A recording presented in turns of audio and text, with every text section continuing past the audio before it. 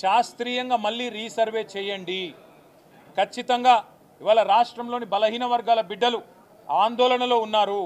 మీరు మా సంఖ్యను తక్కువ చేసినట్టయితే రేపు సంక్షేమ పథకాల్లో, మీరు ఇయ్యబోయే ఇండ్లల్లో, లేదా మీరిచ్చే రేషన్ కార్డులలో, మీరు రేపు ఇస్తానని చెప్పిన గ్యారంటీల్లో 420 హామీల్లో మా వాటా తగ్గుతుంది, మాకు అన్యాయం జరుగుతుంది అని చెప్పి అట్టడుగు స్థాయిన ఉన్న ఎంబీసీలు కావచ్చు, బీసీ బిడ్డలు కావచ్చు ఆందోళన పడుతున్నారు.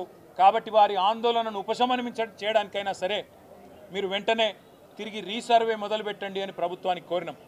కానీ దున్నపోతు మీద వానబడ్డట్టు ప్రభుత్వం ఈరోజు వరకు స్పందించలేదు.